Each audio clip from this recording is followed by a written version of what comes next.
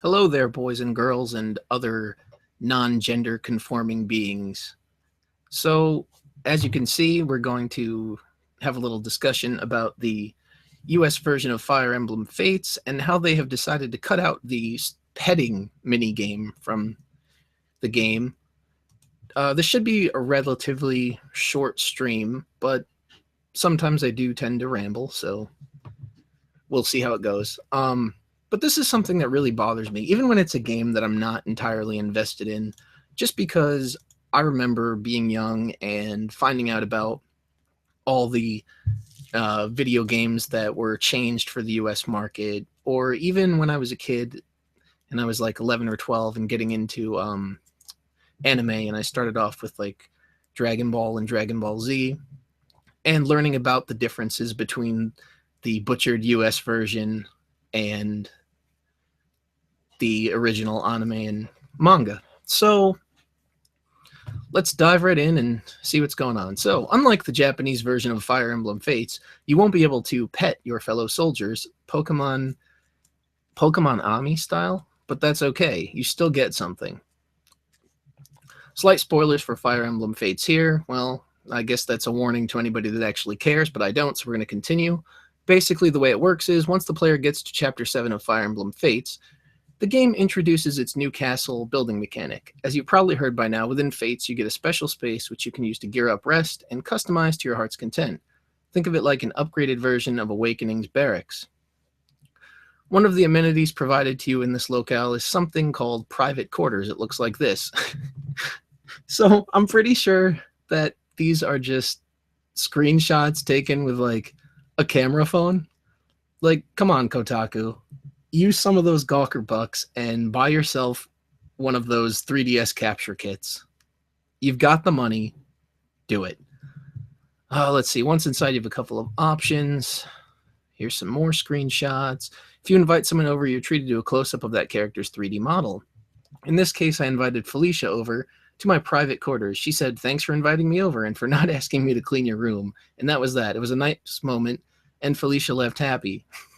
Felicia left in high spirits, but you can't pet her, and we all know she would have left in even higher spirits if you were able to touch her dinkery-do. Our bonds were strengthened. No unnecessary touching required. Cool. At first, I was bummed that Nintendo was doing away with the petting minigame, which is surprising since this is like Queen of Rape culture. I'd heard that the Japanese version used special binaural audio to enhance the petting scenes, making it seem as if characters were sultrily speaking straight into your ears. Okay, that's a little weird.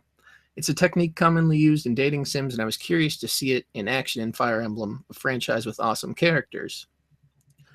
So, all right. Now, if this were a game that I was interested in, even though this isn't a big part of the game, I would honestly be disappointed that I'm not getting something that the original version of the game is getting. I just like to get my content unchanged. I like to be able to be the one to decide what I do and do not want to expose myself to. And if there's a part of a game I don't like, but I like the overall game, I will enjoy it anyway. I will just not pay too much mind to the parts that I don't like. I mean, let's go way back to the original Final Fantasy. I hated the Marsh Cave, but do I expect them to remove it in the updated version that will surely come out at some point because they've done like 30 remakes? No, I don't.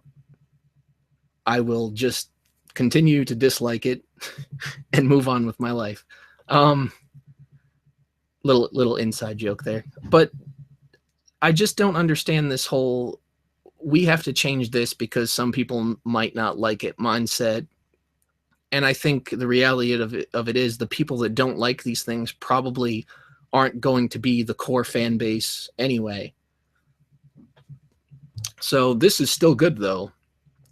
English speakers still get the related content without having the game veer into potentially uncomfortable territory regarding character consent in these scenes. Great. Oh, she would be enthusiastic about this.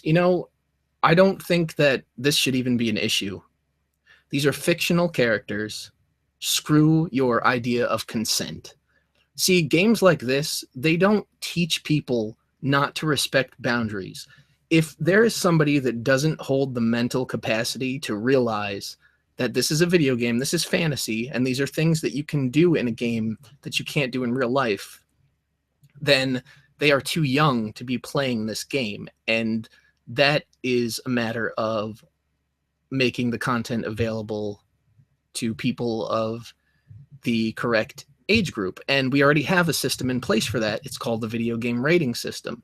But now, instead of, following that, we're having companies go ahead and, call it localizing, and then they change things and remove it, and we don't get to have the full experience. And I know maybe this is considered just a petty change that, people aren't going to miss too much. And I can understand that side of the story, but I feel like it sets a precedent to, keep on doing this and going down that route of changing things simply because somebody might be offended by it. And once we go down into that territory, it gets very hard to figure out where to draw the line.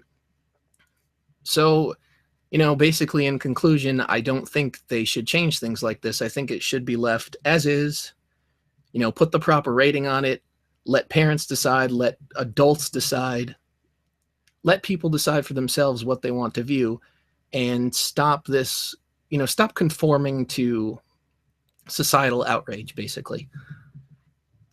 I can understand consent in real life, it's an important thing, but in a video game with fantasy characters, not so much. All right, thanks for watching, everybody.